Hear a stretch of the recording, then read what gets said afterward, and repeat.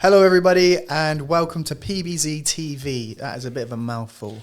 AKA Poster Boys TV. Yep, Poster Boys TV. My name is Tom and this is... James. And we are here to give you episode 1 of the podcast. Episode 1. How did we get here, man? I'll tell you. So this is an interesting podcast because this is a podcast that's attached to a new business we're starting, which is kind of odd. Yep. 2 bros making a podcast 5 feet apart because we're not...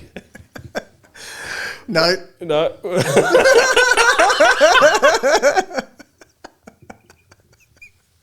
Just black and white for y'all to clarify. There's none of that going on. But it is, with all professional seriousness, we have a bunch of interests. Like, it is, a few, yeah. Typical guy stuff as well as just universal stuff. NBA, football, WWE, music, movies, and anime. TV, yeah. And basically anything pop culture, right? And this is what we wanted to revolve around, the culture. So we wanted to create a business that represents all of our interests and a podcast that represents all of our interests. So here we are trying to combine 2 of the things. Just cramming it all down everyone's throats, right? Basically. Yeah. What else is the internet for? That's it. Yeah. That's exactly... All you do is cram. Cram it all. Cram. And you will eat it. No. We said before the pod we were going to make this somewhat PG. Yeah. But I don't think it's going to work very well. No, we're going to try our best. Now, we want to structure... We're going to get into introducing the business and stuff, but I think you guys at home probably be more interested on how this podcast is going to work. We're going to try and make this like a really interesting mix of stuff. Obviously, covering what's going on in like our interests and stuff at the moment. So sports, movies, anime, gaming, all that kind of stuff, right? News headlines. Reacting to some craziness that's going on. Memes, all that kind of stuff. Always crazy stuff going on. Yeah, what else are we doing? Trying to convert each other to our interests. So we're going to debate each other highly. Highly heated debates, I can assure you. They're coming your way. And we're going to try and convert each other over to the dark side of each other's passions. We do meet in the middle. Yeah. A few of them. Yeah, like me and Tom represent 2 different sides of the coin, right? Yeah. I'm the anime guy, and Tom knows nothing of anime. Is that safe to say? What's the only anime you've seen? I've never watched one, even a full episode of anything. There you go. But Dragon Ball Z is probably the only one that I'm like... Yeah, that you know, basically. Naruto, is that right? The Godfather, yeah. Naruto, yeah, it's good shit, I don't know. There's a lot. Does Pokemon count as anime? It counts. Yeah. Oh, well, yeah, then I have. Yeah. I'm pretty sure anime came first, right? Not the card game? Yeah, well, the card game was about the anime. It's got to be. The TV series? Yeah. Or did the games come before any of them? No, surely not. I don't know. That's a chicken and egg. This is why we need the camera guy right now to pull it up. Pull it up. There is no camera guy. There is a camera guy. This is why we need someone. Yeah. We need a fact checker. Yeah. Nah, that's biased. Can't do that anymore. So we've got that, but we're also, one of the things we want to actually do is make sure we're going to actually put lists together as well. So lists, top 10s, all that kind of stuff, and actually defend our position. We're going to call it defending Rushmore, right? Whether it's top 5, top 10s, you can make a list till the cows come home. But are you do you actually have a reason for each of these people being in that list? Yeah. So it's basically anything that comes to our head, but it's going to be covering all the fun stuff. So that's what to expect from the podcast. But what do we expect from what is Poster Boys? Why did we start business? Tom, give me the vision, because this is your brainchild, right? How did that first idea pop into your noggin? Well, we had a bit of a discussion, didn't we, where we said, let's team up. And I'm broke. Yeah. Well, yeah, that's to say it, yeah, lightly. Let's how can we make some bucks here and there? Yeah, no, just do something we fun like, as well, isn't it? Yeah, sort of a side hustle-y, side option. Something fun to do that we both enjoy, and something that we can bring our talents together to really fulfill. Bring our talents to South Beach. Exactly. Make the big 2. Maybe we're looking third. Oh, my God. The final boss. Oh, God, the share price. Yeah, cut it out. Yeah, get out of here. So we had this thought, and thought, what can we do? So then we both went away. Millionaires by 30 pitch to each other. Yeah. And I sort of pitched this one, and you just bolt in straight away. Literally the first idea, I was like, sold! Yeah. most easily manipulated person on planet Earth. I had like 6 other ideas as well. Like they were all like tech business style ones, and I was just like, that sounds much more fun, because it was all the stuff we liked, right? It was trying to find something that mixes things up. But one of the things we noticed is like, obviously this poster boys, PBZ, you know, it's about posters, right? Every time we looked at the poster market, they're all super maximalist for certain like interests, especially when you look at gaming, WWE, anime. Like, it's stuff you can't really have up on your living room wall. Yeah, which is kind of annoying because we're getting on a bit now. Safe to say, you know, 28. How old are you? 29.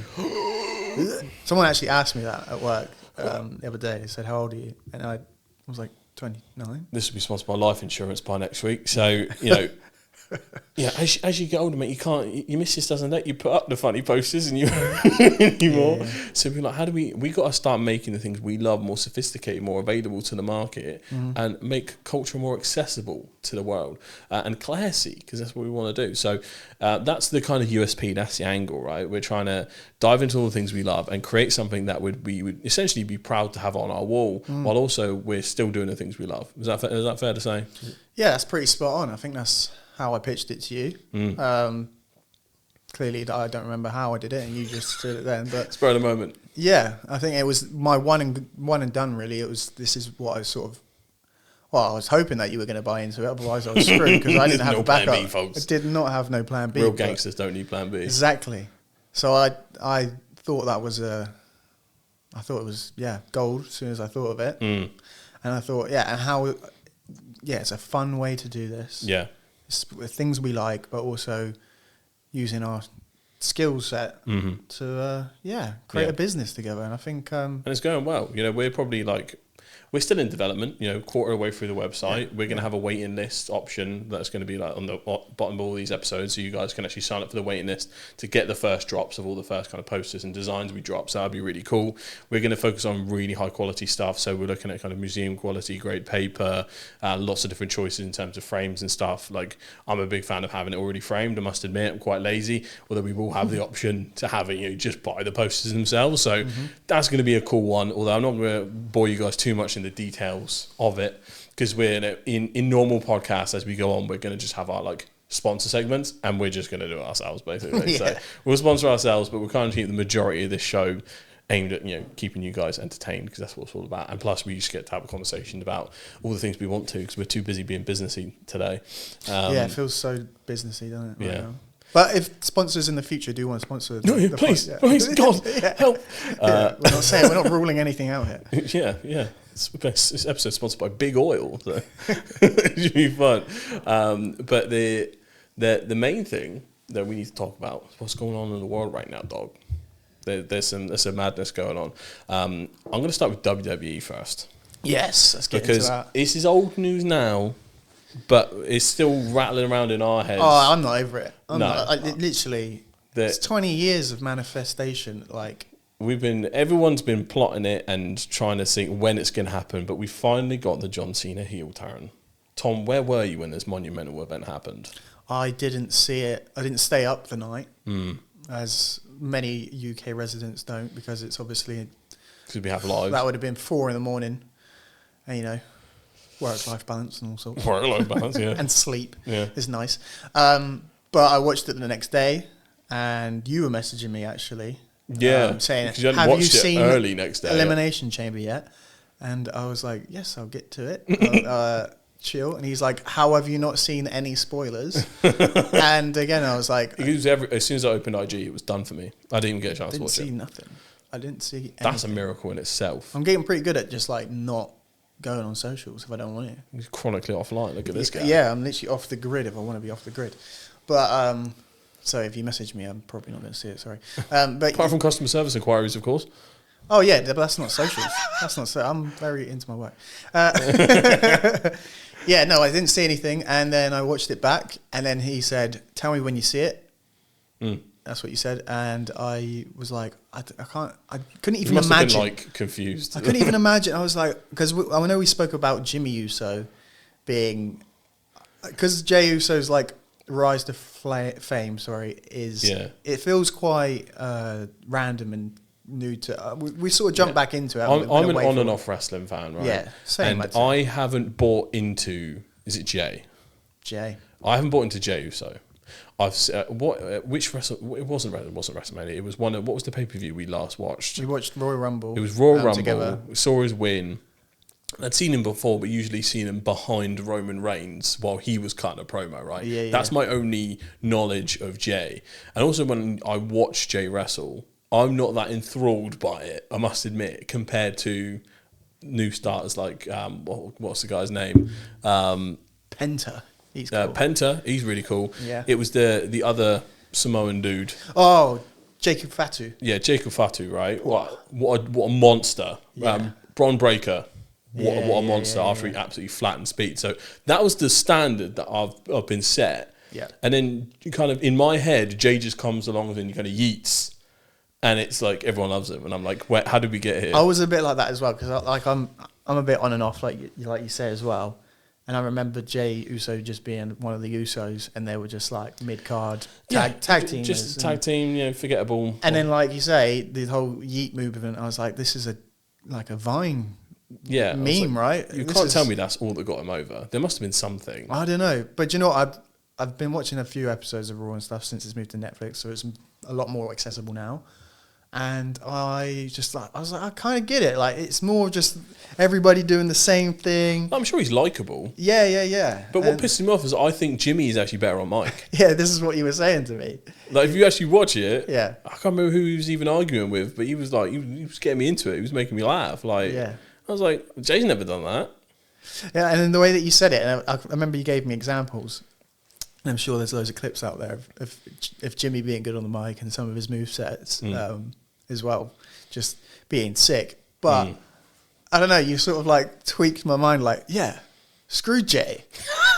I want Jimmy to be over now. Even though Jay's literally probably been waiting this whole time. He's done career. He's like stood behind Roman for literally like a decade at this point. Not to say Jimmy's not, but like it's working for Jay.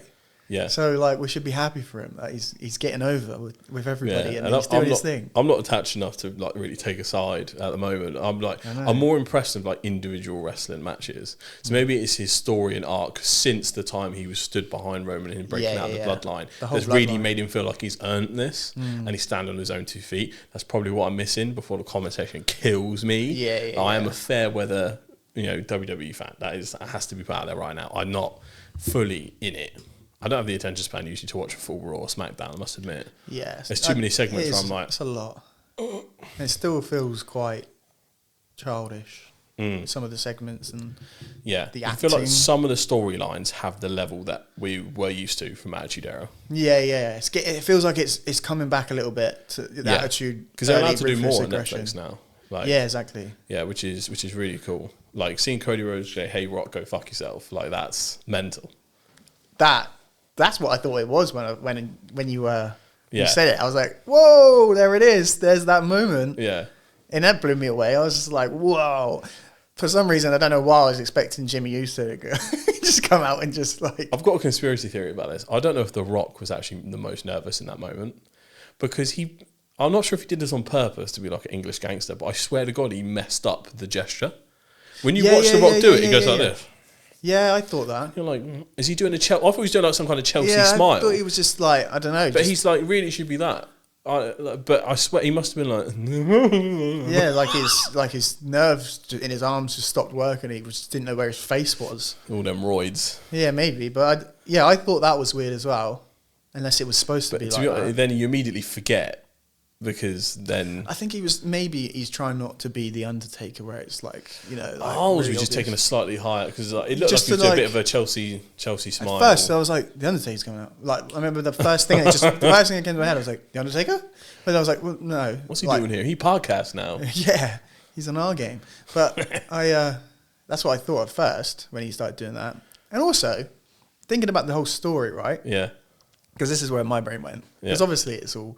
Basically, the longest term Cena fan ever, by the way. Yeah, massive. Hustle, loyalty, respect since day one. Oh, yeah.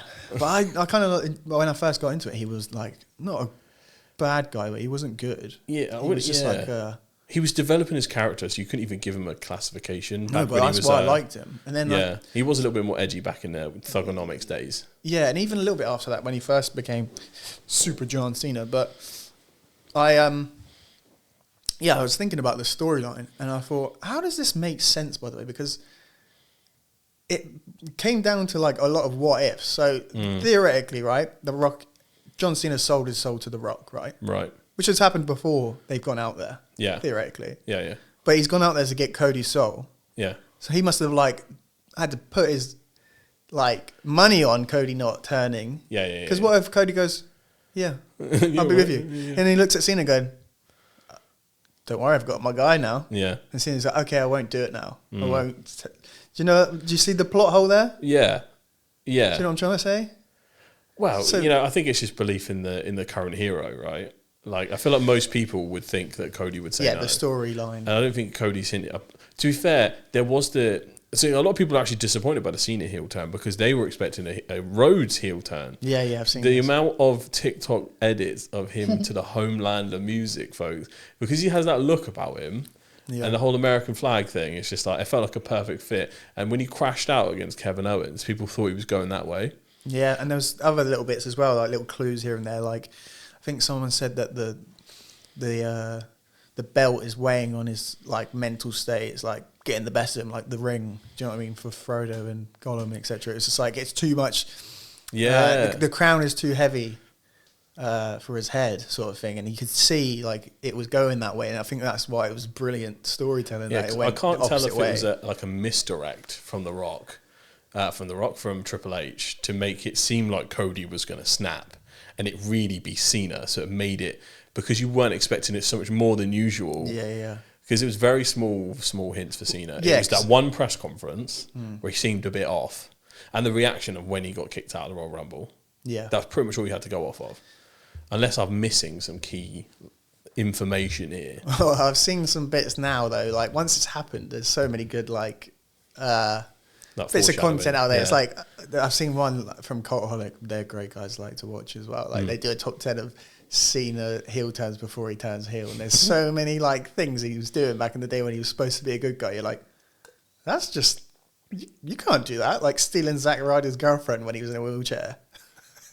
and the worst one was when when CM Punk beats him for his WWE title and leaves the business, takes the title with him. Yeah. So they have to crown a new champion, do a whole tournament. Rey Mysterio wins it. It's a big moment for Rey. It's his first WWE title. Yeah. And then John Cena goes, well, I was the champion, so I'm taking it back, and just beats the living daylight out of Rey. Like, not even... Maybe you'll reference that in a few... Because has he done like a proper big promo yet, Cena, or... No, he's back this Monday, coming up in Brussels. So do you reckon he's going to start like unveiling the plan? I don't know where it's going to go. Maybe maybe he could track back every time someone's taking that championship from him. It used to like drive him nuts. Yeah. And maybe it's just like the slow dismantling. Maybe we'll see like an insane Cena. Like he loses his mind. I've seen some of the like having a new song, and then it's like I used to listen to the album a lot. And you know, he's the only artist ever to go platinum and then just never release anything ever again. that is so Cena. Though. That's so boss. But I obviously used to listen to the album bit as a kid, but there's a track on there, and I wish it's his new like heel theme song. It's Bad Man. I've seen it on TikTok. Someone's like, he's already got his theme song. Yeah. And it was like, maybe I'm corny, but I actually like Cena's songs. Do you know what? It's the same way I enjoy Will Smith, knowing that I'm no hip hop connoisseur, but I'm getting jiggy with it. Don't even try me. I'm doing it. Like, it's banging. Who doesn't like getting jiggy with it, man? How many times have like heroes crashed out though?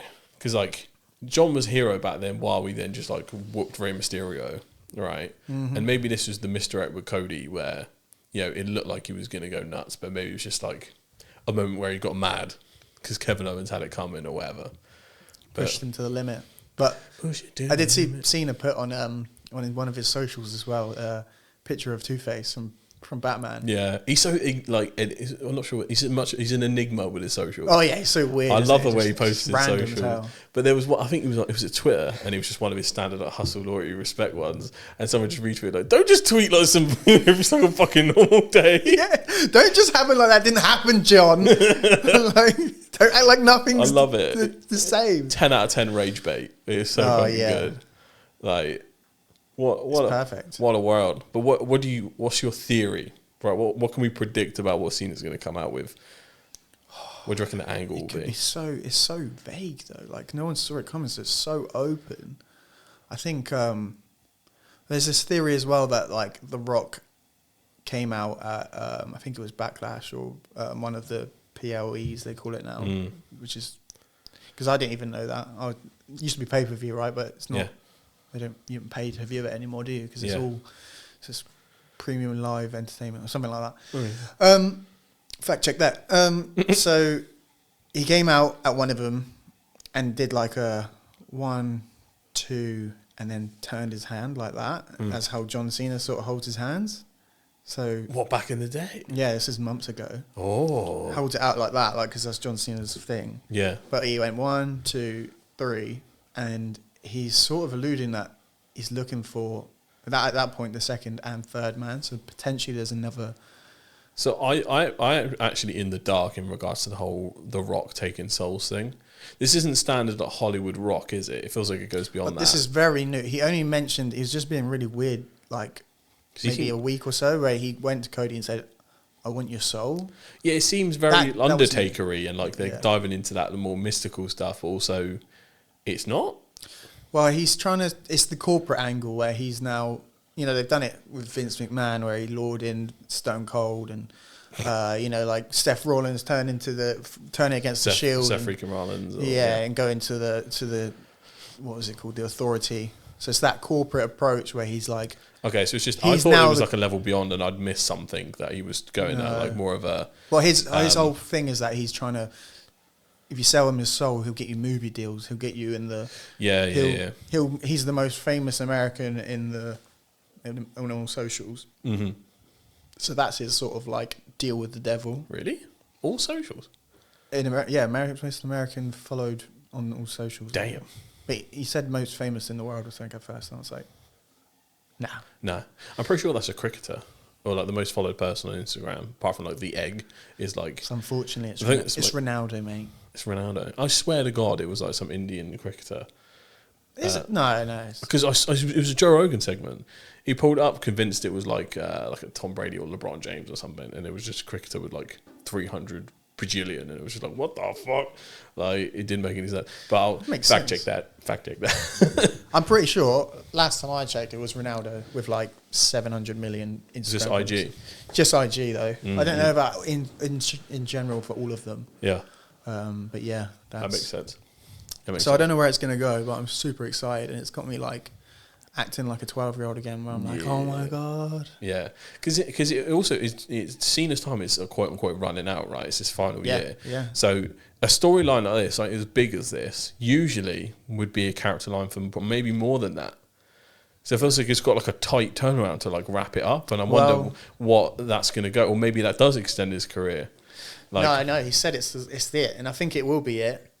No one saw it coming because it was 13 years too late, and they thought, and everyone's hated John Cena and like loved and hated for him for ages. He's gone on like a LeBron trajectory where like because he's just loved, hated, loved again. Big circle. Now he's back. Everyone's sort of loving him for just being there and just enjoying John Cena for what we can get out of him, and thought that because he deserves at least to he could have easily just gone for this last year, just been his. And just like being that guy. That would have sucked, thinking about it. It would have been, it would have just been what it was. It would have been, If he was still, if they made him like Super John Cena again, made him win that way, I don't know. I think that's what we were expecting. Because it's not, it's like, okay, this is going to. Do you reckon he's doing it for Cody specifically? To like put him on some mega trajectory? Yeah, because Cody's already massive, but like Cody didn't feel Rock, Stone Cold, Cena massive. So I reckon this is he's doing it to really take it to that next level. 39, by the way. He's put the time in.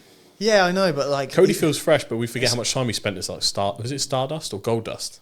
No, Goldust is brother and Stardust. Yeah, he was Stardust. He was the yeah. So like, and he was Cody before that as well. So like, he's been around for a while. Yeah.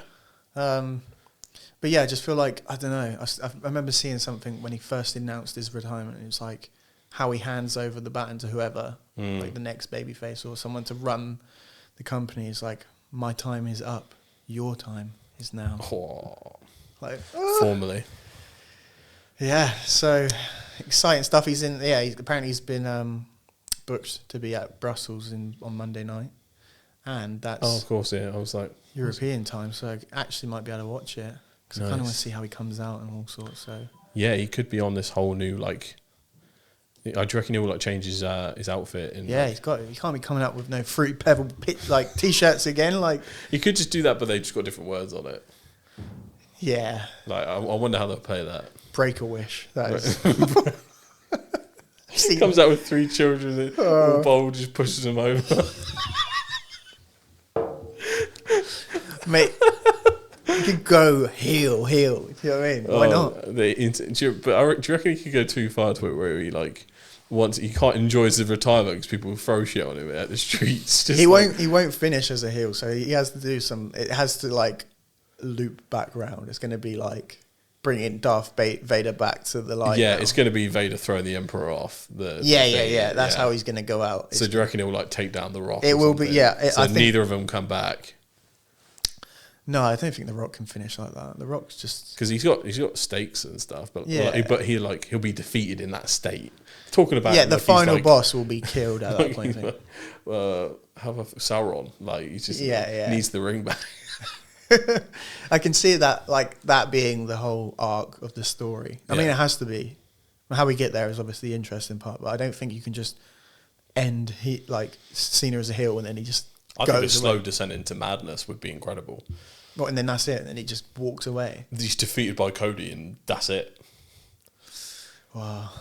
And it just went dark because he was obsessed with getting that final one. He just wanted the whole 17. It's the plot to Cars. Do you think I think he gets it though. Kills the king to win the Piston Cup, and no one congratulates him for it. No, I think he gets it. He beats Cody at WrestleMania, and he wins that 17th championship. And then there's going to be some other stories he could have, like with Randy Orton or something. Oh, that was the other one I saw. That Randy would be the good guy. Yeah, his defeat, as it were. Yeah. But I swear he had this thing where the voices are starting to come back now.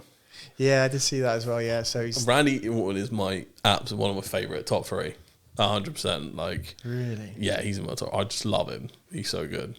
Should we do top 3? What, wrestlers? Yeah, right now. Put you on the spot. Oh my god. Randy Orton. This is no particular order. Randy Orton, The Rock. I mean, we basically say Stone Cold. Those moments that I think Stone Cold had some of my biggest pops just in general. But when it was WCW and ECW, that we're all just beating on the WWE crew, or I think it was either one or the other. The whole ring's just filled with wrestlers beating each other up, and he just pulls up in the pickup truck from out back, is filmed kicking the crap out of everyone, and then comes down, stunners 10 people in a row, and then finish it off with a dual choke slam from Kane and Undertaker. It's one of my favourite moments of all time. The Rock, just because his on mic is so good. Some of his old ones taking the mick out of Rikishi and The Big Show. I did it for The Rock. I did it for the people. Shut up, you thong-wearing fatty. That's my favourite. And against Billy Gunn, his speech on that one. Do you remember that one? No, remind me. Oh, he starts the thing off with, he's taking the mick out of him, taking a prayer, basically. He's saying, "Oh, God, my name's Billy. Oh, yeah. I won King of the Ring. The only problem is I absolutely suck." And everyone's... It's just the way it's done. Is that where he goes, "My name's Billy. It doesn't matter what your name is." Yeah. Oh. And then obviously against the Dudleys, where he's like, "Who are you two Rudy Poos?" And he's at the time, Bubba's still got the stumble, or whatever it is. There you go.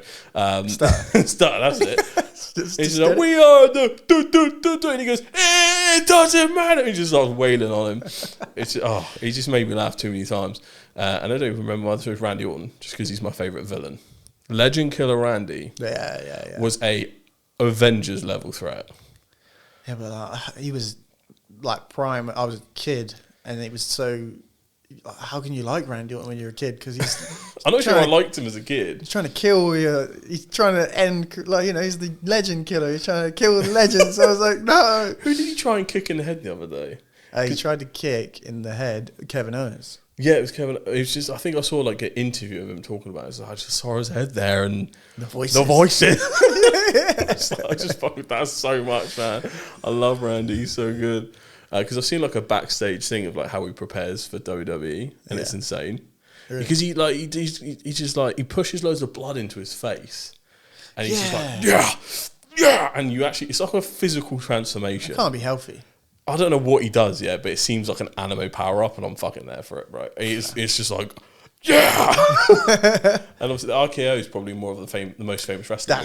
The way he just does it as well. It's like poetry. Because it went viral as well. I think it's the most memed move. It's got to be what, chokeslam, RKO, stunner.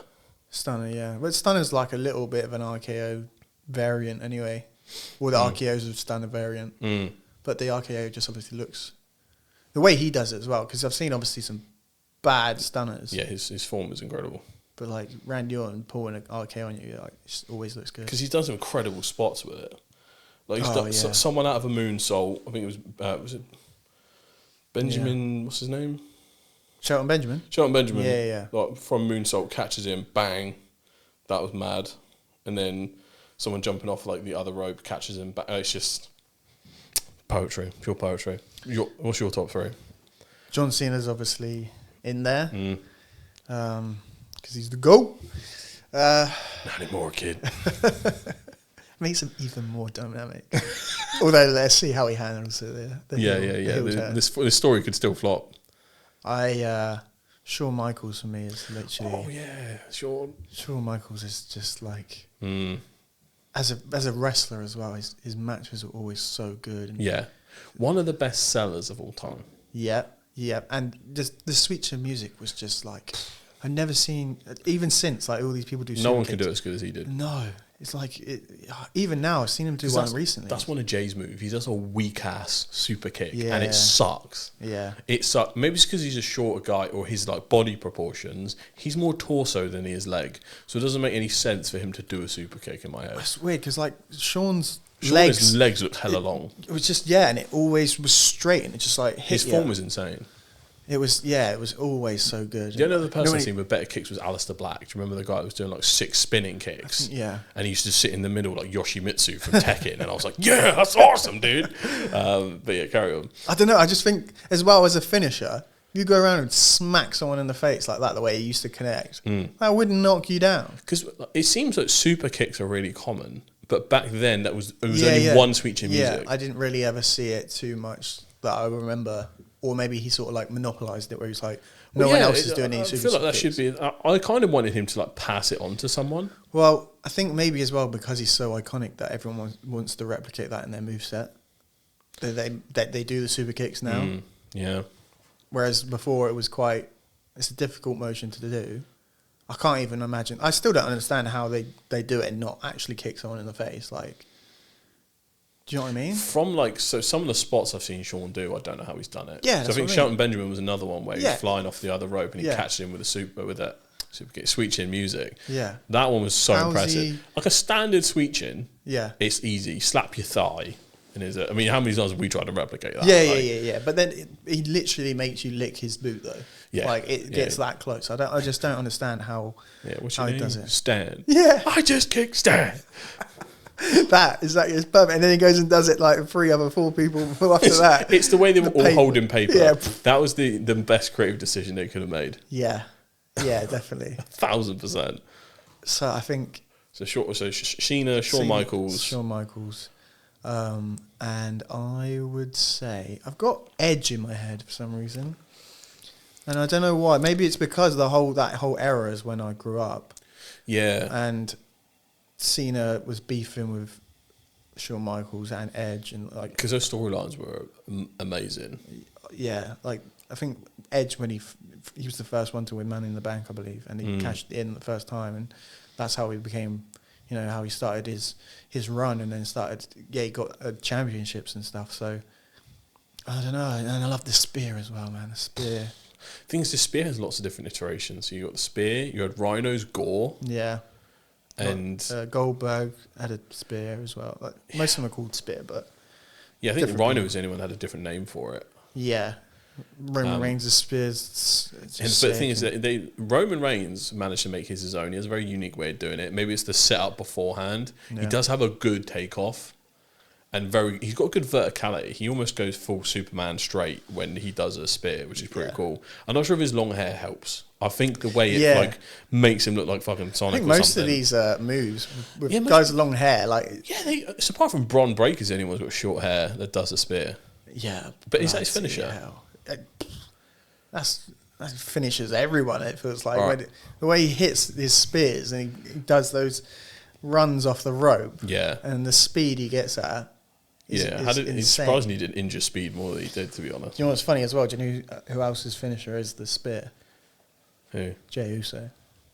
It's not. I think it is. I think that's he needs a better finisher. I think that's his actual finisher. Why would he have some weak sauce version of what his big cousin's got? You see what I'm saying? He's just like a. He's like I went to Lidl and got the Newgate pasta instead of the one I wanted. Like. Why would I enjoy this? You're going to single-handedly end his overstreak. You'll start to notice with the fans. He's just if you put. I think maybe put Roman Reigns in the microwave for too long, and now he's a bit too small. Like that's all I get out of him. Yeah. I don't think we'll have him on the podcast at any point. I do enjoy the Yeet, though. I must admit. Yeah, I'm partial to a Yeet. But it was the same as I was partial to a Yes. Yeah, but Daniel Bryan had he just had good underdog energy. Well, that was his thing, wasn't it? Everybody loved the underdog story and the way that they booked him as well was quite funny back in the day, wasn't it? Because they didn't put him in the Royal Rumble, so the year that Batista came back and was the Hollywood guy and he was supposed to be the baby face. Yeah, they thought Daniel Bryan's going to be in this Royal Rumble. Out comes Rey Mysterio at number 30. Babyface Ray, everyone loves Ray because it wasn't Daniel Bryan. They're like, "Ooh, you ain't Daniel Bryan." Rey Mysterio's like, "I didn't get any choice in this." Poor Ray. He's just absolutely got no. Yeah, it's all his fault. If this was the top 5, I think Ray would be in my top 5. Yeah, I did love Rey Mysterio. I used to think he was a superhero. Still now, I've seen some of the movies. He's 50 years old. Yeah, he can pull off some incredible stuff for the age he is. He's kept himself in bloody good shape as well. Yeah, he's doing hurricanranas and all sorts. It's insane. How does he still have the knees for it? I know. I don't even have the knees for just... And I did trampoline wrestling for about 2 years when I was a kid. Mate, if a curb is slightly too high, I'm feeling it. You know what I mean? Oh, I know. We'll look back at this and we'll go, I wish I was... this physique, how we're watching this video, I take that right now, but that's the worst thing. It's only going to get worse. Oh mate, don't even start. Honestly, I remember even recently just pretending to do a couple fake moves with some people, honestly, I was like, I don't understand. As a kid, I was like, I knew it wasn't real and stuff, but it just makes you appreciate even more now, to be honest, the way that they'd be taking bumps and all sorts, and because also I've been trying to lose as much. I was a lot bigger than this, believe it or not, folks, and I've been going to the gym doing a lot more weight training. What I'm finding is I'm feeling both the muscle and the fat now, it's weighing me down, and it's just I feel heavier, even though I've lost some. And it's just this doesn't make any sense. I felt more... I feel like my jumping ability, my agility has been taken, but my strength increased. I need to balance these stats out. I need to go back to the character menu and just balance some of the things out. Well, muscle weighs more than fat as well, right? So yeah, I can feel it. It's legit. It sounds dumb, but I swear to God, more often in bed, I'm cutting off the circulation to my arms. And I don't know what that's about. No, I mean, even when in lockdown, I started actually training for the first time in my life. It felt got obviously put on strength and muscle pretty fast from being absolutely nothing. And then obviously I'm an avid football player in my free time, but that's not the way to train to be a football player, and I've never recovered properly from it now. My pace is gone. I think that's why heavy. I think it's why we feel it, because I've been doing nothing but weight training for almost a year. And then when I play basketball, which used to be my main sport, I'm like, oh my God, dude, what is this? Yeah, you can't, your mobility is just done. Yeah. Cooked. I think I just have to start eating as much as possible and do World's Strongest Man. Just go that route. Yeah. That's why I think they go this route, because it's just. If you can't be fast, you might as well be strong. Yeah, exactly. And that's what makes me appreciate these wrestlers as well, even more so. Because they're both. They're both. And they're jacked. And they just are tough as nails. Yeah, and they're taking bumps at 50 years old. They deserve all the glaze, bro. It's like, when people say it's fake, I'm like, yeah, you don't understand. You don't get it, bro. That makes it even scarier that they know they're just about to do this for the plot. Like, and then they show them that Triple H versus Mankind with the thumbtacks and stuff. Yeah, or The Undertaker where he throws do that, like go through this whole match knowing that's coming. Like, that's got to be some of the worst things. Like, just knowing that I've got to do that in a minute. Yeah. Going to have my face planted on thumbtacks. Yeah. Or I'm going to get thrown off this 30-foot steel cage. Hundo, I saw a video on TikTok the other day of someone going, we need to show appreciation for the only Nepo baby that will all ever like Shane McMahon.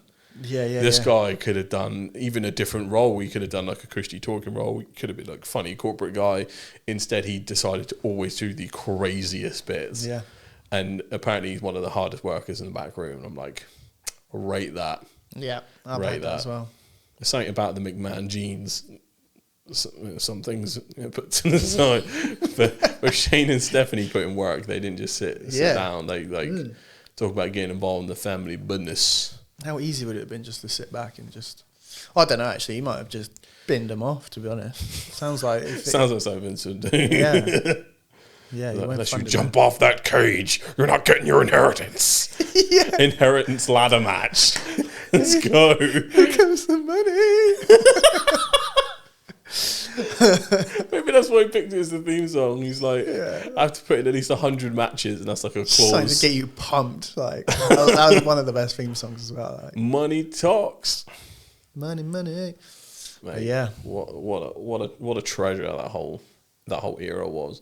But yeah, that's a lot. I mean, that's just on WWE, right? Looking at the past, what are around Mount Rushmores. I can't even, like, because I like all the wrestlers on your list, I can't even debate you on it, really. I'm just like... Yeah, because I like yours as well. Like, I mean, So Cold in The Rock, like, they saved wrestling together. Yeah, that's like the Magic Johnson, Larry Bird combo that, like, saved and brought it to where it is. And that, I keep seeing it all the time now, but that promo before their WrestleMania match, it's got Limp Bizkit. It's like, just one more. I can't tell if that's nostalgia or like that's actually just superior to the kind of things. Did you see Star Wars? And then I can't remember the NBA. I saw it today. 2 NBA teams did that on the what's it called, the jumbotron. Well, they did an edit between two teams. Yeah, they did it before the game, and that's some of them are like.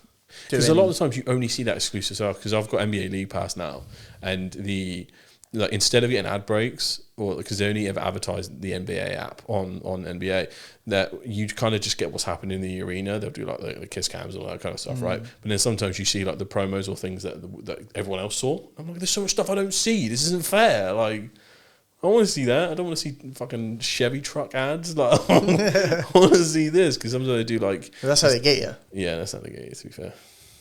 And if they got you, is that what you're saying? What, for ads? You don't watch. You haven't paid for the extra part. No, you can't even get it without paying. So like they only advertise like the NBA app within the NBA, which doesn't make any sense. Like you'll be watching it, it'll be like, download the NBA app. Like, what do you think I'm watching on? Like, but it's for like stats and highlights as you're watching it. Yeah. Like, what kind of super fan do you have to be to have your phone out looking at the scoreboard while watching the game? Like, what am I, bookie? I'm not. I'm not keeping an eye on it like that. Yeah, at least you got money on the line. But they run the same ad like every time out, and that does suck. But then after it finishes, it's only 15 seconds. You see a little bit of what people in the stadium are seeing, and that's like the really interesting. Or if you go on bootleg Fire Sticks, you would get some good stuff there as well. So don't know what you're on about. Never heard of it. Those before. Hypothetically speaking, if they exist. So while we're on the NBA though, go on. Obviously, this is old news now to the NBA world, but Luka Doncic being traded to the Los Angeles Lakers. Mental stuff. Yeah, the trade that shook the world. It is. Yeah, it's probably It's the most unexpected trade of all time. Yeah. It's definitely the most shocking. That's the crazy thing as well about trading, which I don't know if some of like, you know, like if you to summarize it to a football fan and stuff, it's not the same as like a transfer. No, because like, you guys do have like transfer windows, don't you? Yeah, transfer windows, and everyone's got to sign and like be okay with like what's happening. The players don't have a choice. The players have no choice. If I'm the owner of one team and you're the owner of one team, and go right, I want to swap. I want to swap Messi for Harry Maguire. Yeah. Right.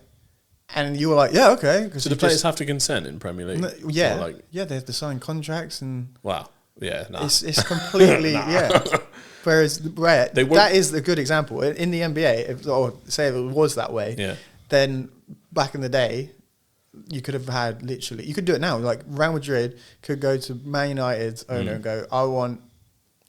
Yeah, no, sorry, the other way around. Man United go, right, I want Mbappe from Real Madrid. Yeah. And we'll give you Harry Maguire. And if you were crazy and you said, yeah, okay, that would happen. That's done deal. Yeah. That trade happens. Yeah. Like, to give you, like, Luka wanted to play there for the rest of his life. He wanted to be like just like Dirk Nowitzki played at the Dallas Mavericks. He wanted to stay there. You had a 25-year-old who's probably the best offensive player in the league. Yeah. Maybe apart from Nikola Jokic. Top 3 easily for the last 5 years, right? He last year just brought them to the NBA Finals. Yeah. They lost 4-1, but he basically brought them there single-handedly with some help from Kyrie. Yeah. But Kyrie was injured for part of the season, so I think he did play most games. And then in the middle of the night, this guy got woken up by a phone call to say he's headed to Los Angeles. I could think of worse things. In the house he bought a week ago. Yeah. Could you imagine? Did you get reimbursed for that? No. Or he has to now find someone. He has to sell it. Has to sell it, yeah. You have to uproot your entire life and just piss off wherever they send you. Well, I can think of worse places. Yes. You know, at least not. It was heavily on fire not long ago. But, you know, there's plenty of places that didn't get on fire. Yeah, of course. But yeah, like, you know, it's Hollywood, it's still, do you know what I mean? If this wasn't, you know... If the fires hadn't happened and stuff, that's usually the most sought out team ever. It still is the biggest team. Like the Lakers in Boston played last week, and it was the biggest. It was like the most watched NBA game in like the last 5 years, or something like that, because Luka was playing. And I think as well, they're both now back to being powerhouses. Where it was either one or the other for ages, wasn't it? Until like probably when they Boston won last year. Yeah, exactly. And Lakers won 2020. Yeah. So and they've had LeBron since that and AD, but not since Kobe and Gasol went against like Paul Pierce. Celtics. Ray Allen and Kevin Garnett. Yeah. KG has one of the best NBA podcasts, by the way. It's not really a podcast. Him and Paul Pierce sit down on the seat. Yeah, they're both just like I love them. Funny guys, man. Well, Paul Pierce annoys me. He's a professional LeBron James hater, but for a long time. But now even he's like... He has a good reason to be though, right? Because he got slapped. But KG got slapped too, and KG gives him his flowers. I think, but he's such a lover of the game. You can go either way though, couldn't it? Yeah, KG's one of the only like old heads that like really push positively for the new gen, because this is the current conversation going on right now. There is like a war between the players and the media. I'm not sure how much you've seen about this. But like LeBron straight up like confronted Stephen A. Smith the other day. He came to a Laker game courtside and LeBron got up in his grill because Stephen A. covered like a real disrespectful thing. He looked down the camera and went, LeBron, as a father, you need to stop pushing your son. Basically acting like the only reason that Bronny's in the league is because of his dad.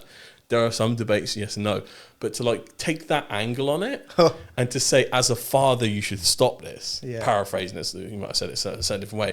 That was crazy.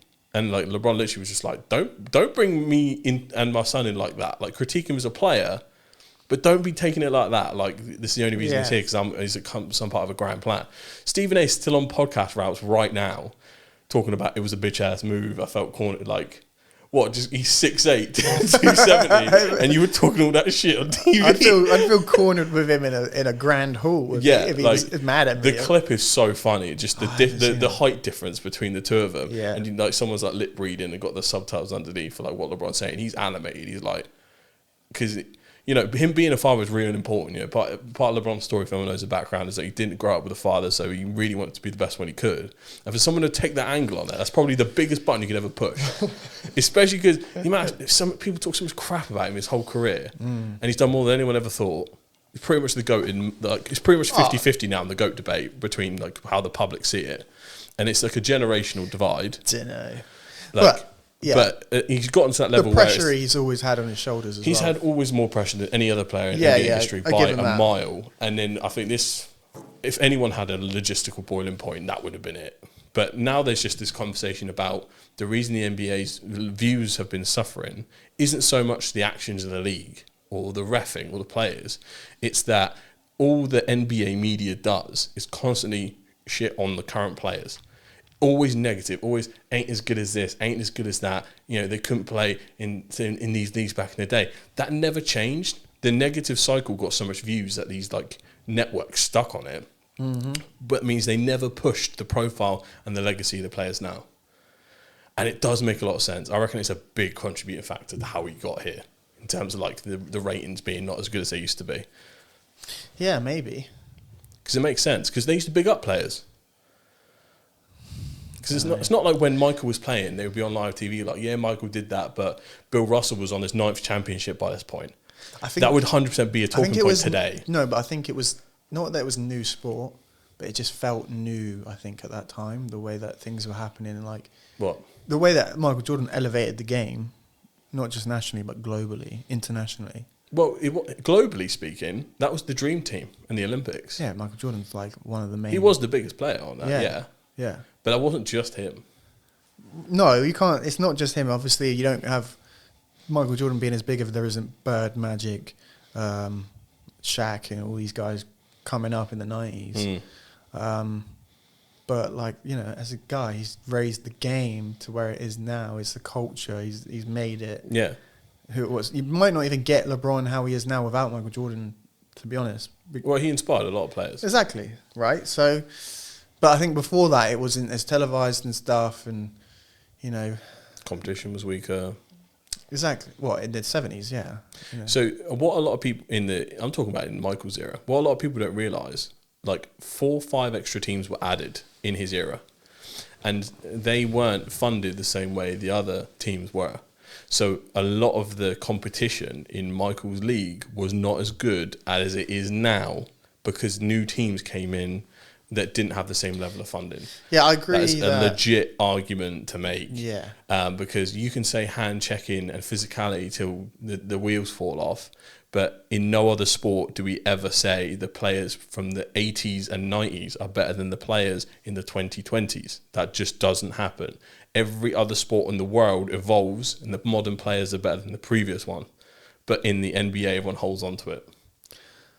Well, I don't know, because I think as a whole, yes, the whole league is obviously a better league now. With the worst player in the league is going to be 10 times, maybe even more than the worst player. Put SGA in the 90s and he's dropping 50 a night.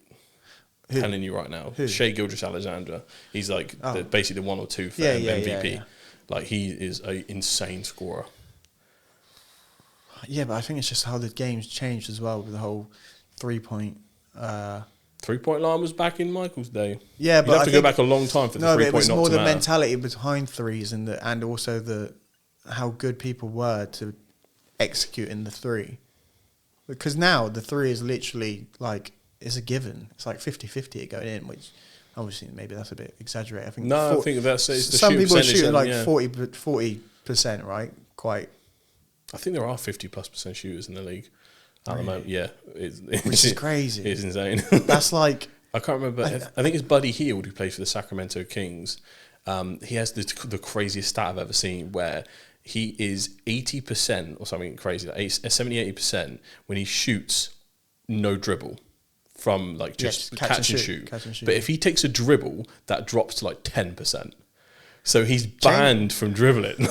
His team doesn't let him do it because as soon as he does, all step back and he just bricks it. Whereas he just goes in rhythm. It's just so automatic. Yeah, it's all just muscle memory, isn't it? So yeah, it's actually insane, that stat. When I saw it, I was like, "There's no way that's true." And I did look at it. I need to find the exact number clearly, but that's Mad. So yeah, there are shooters of that caliber. But that's the thing. Imagine Michael Jordan becoming a 3-point shooter, like, and hitting them as well as he probably could have. He put the time on it. Yeah, or even Kobe. But like, they were good 3-point shooters for the times. But then you do lose what they were good at as well. Yeah. What? Kobe used to get a lot of shit for his threes not being that good. Yeah. But like, he would take them. Is what I'm saying. He had the mentality. He was never scared to. That's he could do it now, and nobody would even bat an eyelid. If he kept missing, they would. Well, yeah, but I think he would hit more of them because he would know the importance of making the threes, and then. Well, Kobe, I know, would work hard enough to work on that game. That's what I mean. Not so sure about Michael, but Michael does not work as hard as some superstars. Yeah, but he pushes. He used to just do it by like smoking, drinking, gambling. He didn't do that as much as you think. I don't think. He's seeing some of the stories with his teammates, and he's pushing. He's intense. He's an intense competitor. But you don't hear many stories of him early morning in the weight rooms. Imagine he did the same way Kobe and Bron were. Imagine he did. Imagine he did, but he didn't. Yeah, but imagine if he did. Yeah, and he didn't, and he's still the GOAT. Well, it's just whataboutism. I don't think he's the GOAT, but.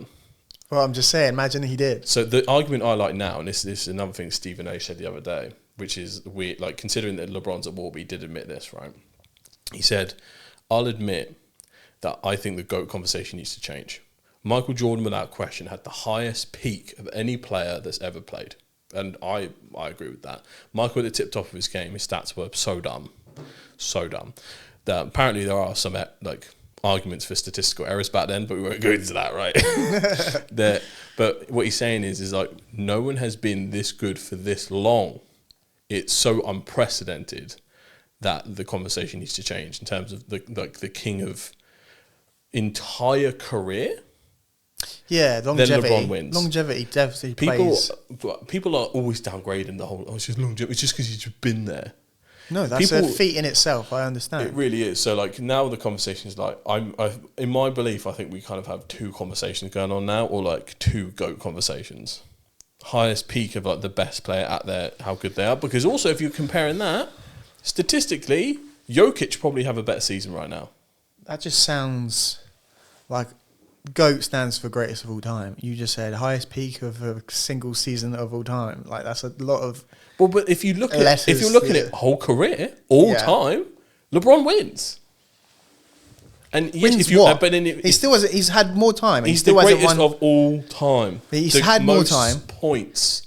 The most points. Playoff wins. Championships. The most everything. Bill Russell then. You cannot... The championship argument does not work because someone has more championships than Michael. Someone has three-peated before Michael. No. But if he said championship per seasons...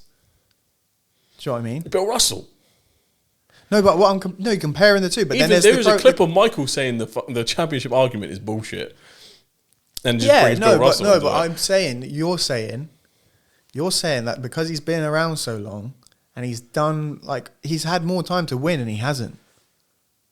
Right? That's the argument against that one. No. So when you actually look at how hard it is to get a team to the finals, right? Yeah. And how hard it is to get to the finals. He did that a lot, yeah. Because Michael, the thing that is incredible is that Michael never did lose the series, right? Never went to Game 7. Never went to Game 7. In the finals. Bearing in mind he had the greatest coach of all time and probably one of the greatest defenders of all time, top three, Scottie Pippen. And he was also almost just as good as Michael on offense.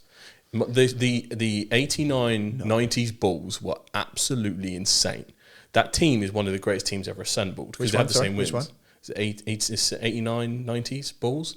Or is it the 96 Bulls? It's one of the two, 95, right? 96, yeah. 95, 96. So that is one of the greatest teams ever assembled. But this is what we need to look at. It's one of the greatest teams ever assembled, right? It's right up there with basically only the Golden State Warriors are better than them. Yeah, but only because... Like, if we're talking about record-wise, right? So Michael has an incredible team with the best coach of all time, one of the best defenders of all time, and guaranteed the best rebounder of all time, right? So he has all that going for him. Some teams LeBron has brought to the finals has absolutely no business being there, with players that I cannot even name off the top of my head, and he's constantly dragged whatever team he's been on there every single time. He's never had a good coach, really, compared to like the likes of Phil Jackson. Yeah. He's never had the kind of supporting pieces around him that Michael had as a whole group. You can look at individuals like a Dwayne Wade or a Kyrie or an AD as incredible pieces. Yeah. But they're one or two players. You look at the whole team altogether, he's never had that kind of setup. And yet he's dragged them every single time. Pretty sure his Miami team was pretty solid. Yeah. Eric Spoelstra as well was a solid coach. Yeah, he's a solid coach, but he's not Phil Jackson. But nobody's Phil Jackson to Phil Jackson. Exactly. Well, that's just silly. Well, you've got Greg Popovich. I'm saying like Kobe never won without Phil Jackson as well, by the way. Yeah. So does that diminish They Kobe? both use the triangle offense. They both use the same system. Anyone can use that. In my head, Michael Jordan and Kobe are system players. LeBron is the only one that is dominated from sheer godliness. But if you look at the system that is apparently so overpowered with these players, because it won. Why don't they just replicate that? Why don't they just? Phil Jackson retired. He won 11 championships and did. Yeah, but anyone else can take and study what they've done and replicate it. Obviously, they weren't good enough. Well, I was going to say, like, why didn't they? Technically, we're copy and pasting a podcast right now. We're not going to go to number one. I've never seen this before. But because no one can replicate us and our personalities. Exactly. See, this is the thing. You cannot replicate how a coach treats people, the aura he gives off, exactly. the things that happen in the back room, right? And the type of mind they have for plays and adaptation around the system. So they had an incredible system, but how Phil adapted that is probably how they got the wins, because he was just an incredible basketball mind. So I'm telling you, there's levels to this conversation that ain't nobody talking about right now. Yeah, there is no definitive answer, but I will stick to my guns, and I don't think anyone will ever be better than Michael Jordan until the next. Is there anything that LeBron could do to ever surpass Mike, in your mind? I think it's too late now, but he could still theoretically, if he. I mean, I know he hasn't. He's slowed down a tiny little bit here and there. He's adapted his game. He's nearly 40 years older. Is he 40 now? He's 40, yeah. He's just turned 40. Yeah, and he just won Western Conference Player of the Month. That's what I mean. With almost 30 points a game, he's almost averaging a 30-point triple-double. Yeah, so I think if he keeps that up and he wins 2 more, then he's got the same amount of championships. So that literally is like. So if he won the same amount of championships as Michael, he's the GOAT in your mind. Because he'd have every other feat over him. And because bearing in mind, when Michael didn't go to the finals, he had an absolutely awful playoff record. And before Scottie Pippen arrived, he never got to the playoffs once. He was against the Boston Celtics with Magic, and he was against. Don't bring the teams Detroit into this. Pistons. LeBron had bigger competition than Michael did. No, he wasn't. He was in the East for about 10 years, just walking to the finals. Okay, I will admit, like the end competition with like LA, and he lost it because the LA and Celtics were still there, like Magic and Bird. He never got over Magic and Bird. He did. He beat Magic in the finals. What? Yeah, and I'm pretty sure it was his first finals win. Yeah, they beat. But that was Larry in his last legs. Larry? No, it was Magic. Magic, sorry, on his lap. Both of them were like near retirement during that. No, Magic could have gone for longer, but he got AIDS. So. Yeah, that old chestnut. But I don't think he had AIDS at that time. Maybe he did. No, he couldn't have. I've been lied to by a media source. So, see, I can admit when I should have just doubled down and gaslit the hell out of the situation. Yeah, I caught him out. I did. You can see.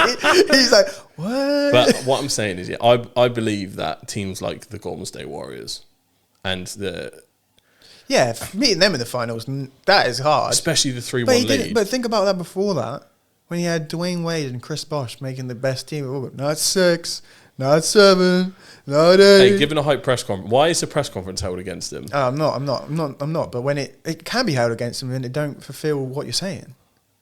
Well, it was hyperbolic. Well, so he's lying. Then, is what you're saying.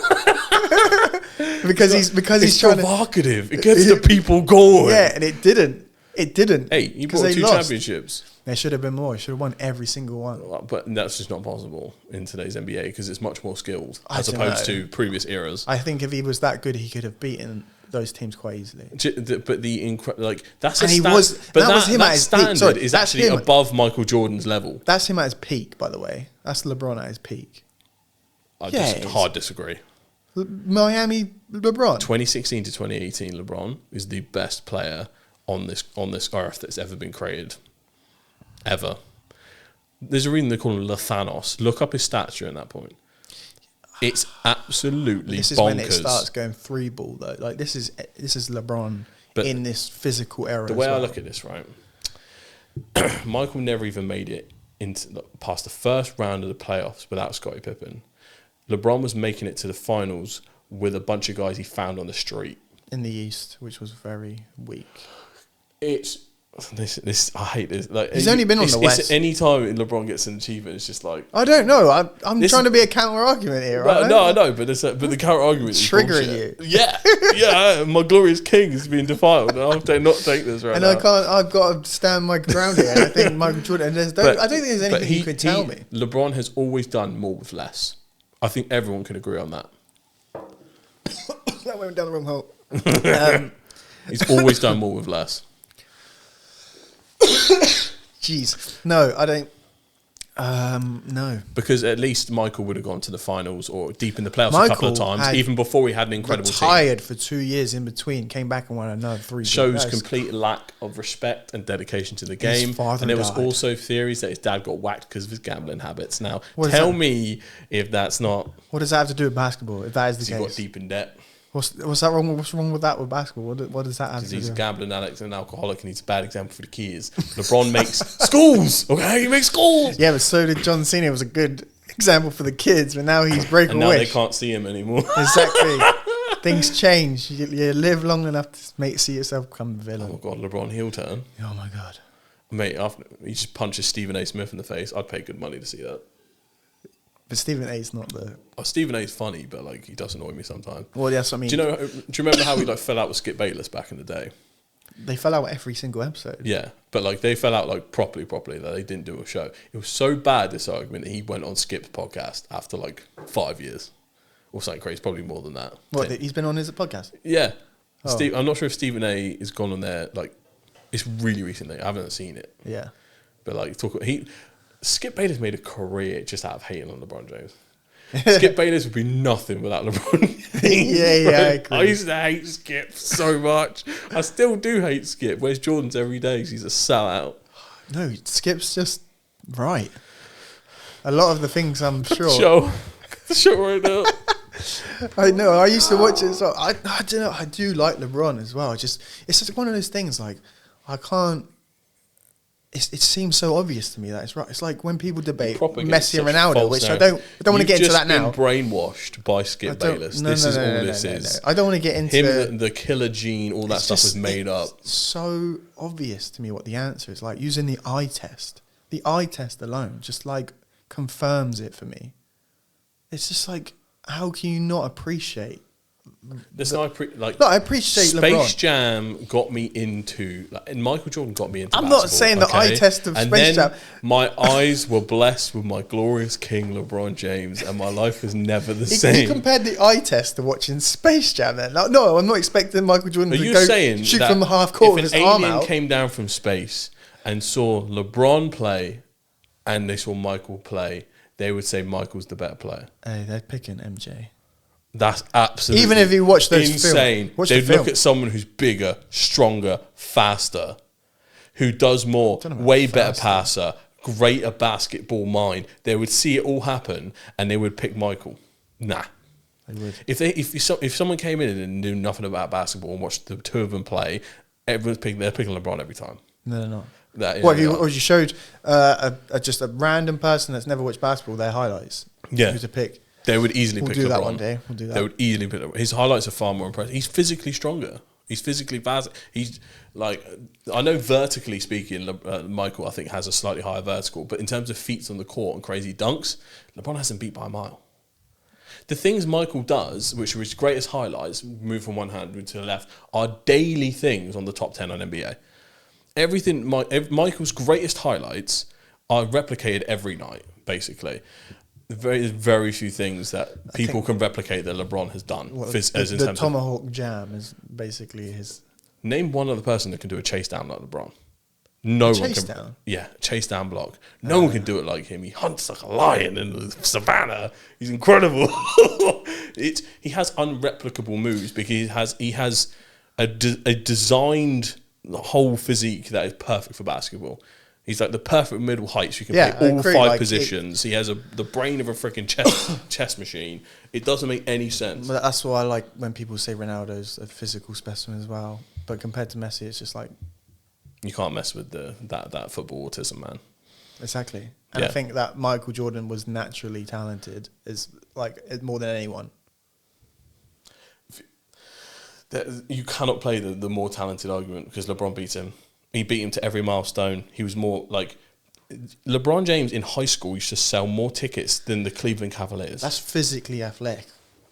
No, he was just a better player than Michael at all ages. Maybe they had a higher peak. Michael had a higher peak in 1 or 2 seasons, but if you look at it from day one, he was the chosen one. That was his name. To be the next Michael Jordan. No, to be better.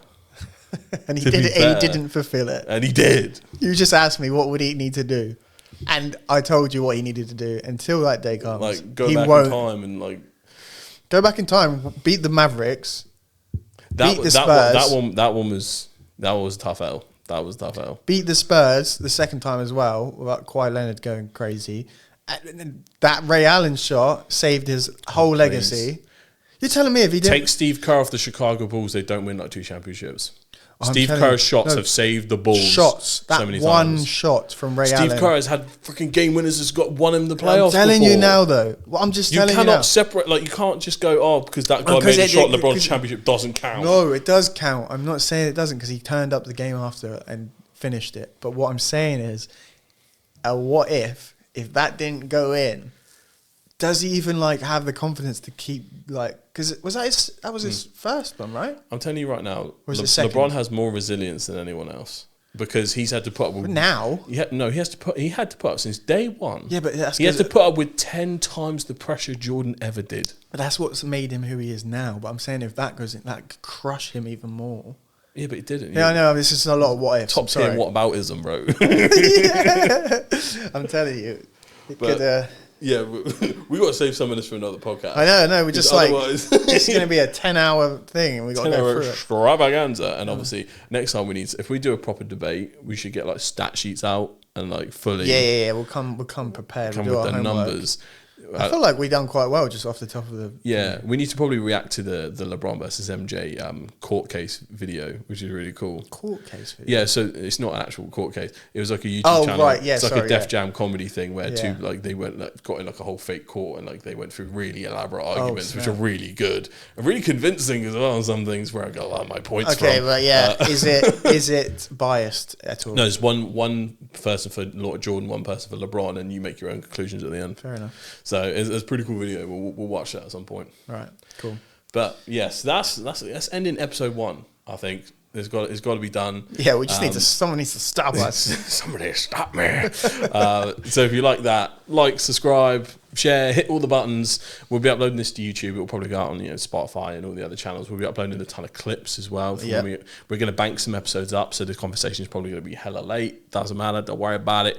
We'll try and get ahead of ourselves so we're not kind of bogged down in the work. But without further ado, I was James. This was Tom. Oh, Tom.